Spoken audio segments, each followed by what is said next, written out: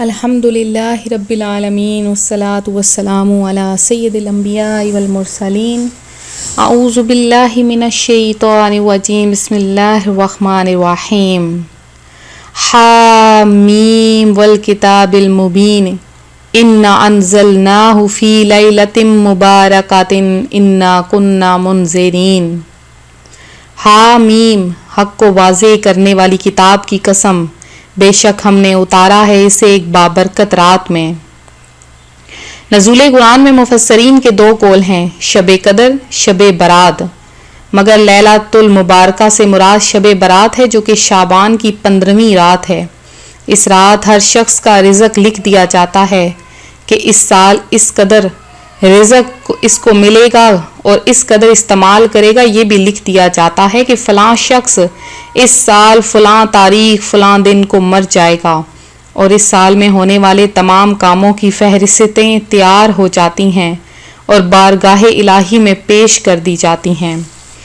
تو 15ویں شب، اس شب کا نام لیلہ مبارکہ اس لیے ہے کہ یہ شب خیر و برکت سے بھرپور ہے. تمام شب کو دعا و مستجاب ہوتی ہے. جب بھی کوئی دعا مانگے سائلین کو عطا کر دیا جاتا ہے. تمام رات کو آسمانوں اور جنت عدن و فردوس کے دروازے کھول دیے جاتے ہیں. آج میں آپ کو شب برات میں بیری کے پتوں کا ایک بہت ہی خاص اور آزمودہ عمل لے کر حاضر ہوئی ہوں. تو آج میں آپ کو اپنی آج کی اس ویڈیو میں یہ عمل بتاؤں گی. اس سے پہلے میں اپنے تمام نئے آنے والے ویورز سے گزارش کروں گی کہ میرا چینل روحانی وظائف ضرور سبسکرائب کر لیں اور ساتھ بیل آئیکن کا بٹن بھی پریس کر لیں تاکہ جو بھی میں نئی ویڈیو اپلوڈ کروں آپ تک بآسانی اس کا نوٹیفیکیشن پہنچتا رہے. تو ویورز، شعبان کی 15ویں رات آسمانوں کے دروازے کھل جاتے ہیں. شعبان کی 15ویں رات جنت الفردوس کے دروازے کھول دیے جاتے ہیں. شعبان کی 15ویں رات ارواح شہداء خوشیاں مناتے ہیں. شعبان کی 15ویں رات بخشش مانگنے والے بخشش بخش دیے جاتے ہیں. شعبان کی 15ویں رات سائلوں کے دامن بھر دیے جاتے ہیں.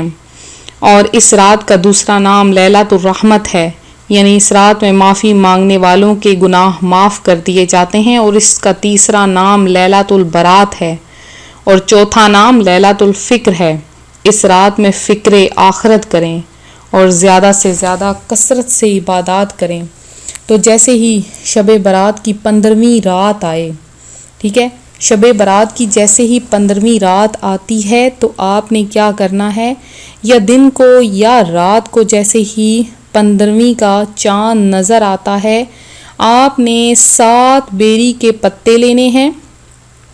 صرف 7 آپ نے بیری کے پتے لے لینے ہیں اور اس کو آپ نے پانی میں جوش دے دینا ہے. جب پانی اچھی طرح ابل جائے تو آپ نے اس پانی کو زیادہ سے پانی میں شامل کر کے اس سے غسل کرنا ہے.